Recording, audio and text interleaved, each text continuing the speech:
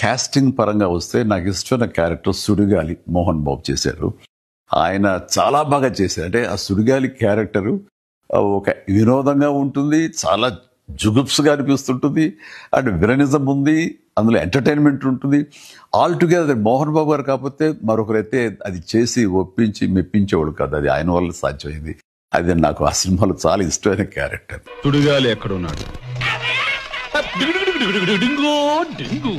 వచ్చింది నేను, నా వెంట వచ్చింది కంపు.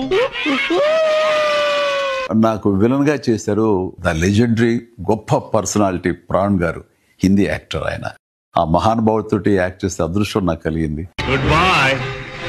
అలాగే సత్యనారాయణ గారు, కైకా సత్యనారాయణ గారు, ఆయనతో కూడా చేశారు. అలాగే గొల్లపూడి మారుతురావు గారు, అన్నపూర్ణ గారు, హిందీ స్టార్స్ సోనం కపూర్ అనుకుంటా, ఆ తర్వాత రాధ గారు.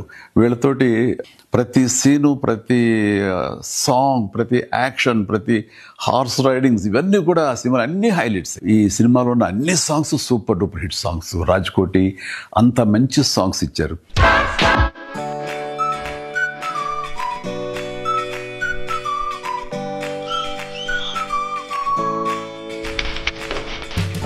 అందులో నాకు మరీ ఇష్టమైన అది జపం జపం కొంగ జపం అంటూ ప్రభుదేవ చాలా చక్కటి కొరియోగ్రఫీ అందించాడు.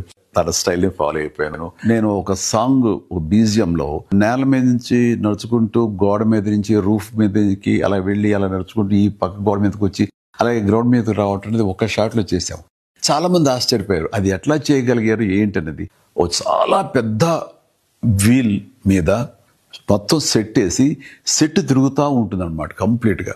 దానికి కెమెరా ఫిక్స్ చేసాం. అది ఈ మధ్యకాలంలో ఒక ఇంగ్లీష్ పిక్చరు ఇన్సెప్షన్ ఏదో, అందులో కూడా అది చూపిస్తాడు. ఇప్పుడు చూపించింది మేము ఆ రోజుల్లో అన్ని సంవత్సరాల క్రితం చేసాను ఈ టెక్నాలజీ వాడి. నాకు ఫేవరెట్ సినిమా ఉండొచ్చు, కానీ నాకంటే ఎక్కువ రామ్ చరణ్కి ఇది చాలా ఇష్టమైన సినిమా. తను చిన్నప్పుడు భోజనం చేయాలంటే వాళ్ళ అమ్మ ఈ సినిమా క్యాసెట్ పెట్టి దగ్గర భోజనం చేసేవాడు కాదు. అంతగా ఫేవరెట్ ఫిల్మ్ చరణ్కి ఇది. రిలీజ్ల సమయం ఇది. చాలా సినిమాలు రిలీజ్ చేస్తున్నారు. ఈ జనరేషన్ కూడా మనం తీసినటువంటి కౌబాయ్ సినిమా ఎలా ఉంది, మన డాన్సెస్, మన ఫైట్స్, మన యాక్షన్ సీక్వెన్స్, మన క్యారెక్టరైజేషన్స్, ఇవన్నీ అప్పట్లో ఎలా తీసామని ఈ జనరేషన్కి తెలియజెప్పే ప్రయత్నం చేస్తున్నందుకు అది సక్సెస్ అవ్వాలని రమా ఫిల్మ్స్ నాగేశ్వరరావు గారికి నా హృదయపూర్వక అభినందనలు తెలియజేస్తూ నా ధన్యవాదాలు చెప్పుకుంటున్నాను. అండ్ ఆడియన్స్ డెఫినెట్గా ఈ సినిమాని ఎంజాయ్ చేస్తారు. ప్లీజ్ డూ వాచ్ కొదమ సింహం ఆన్ 21st November.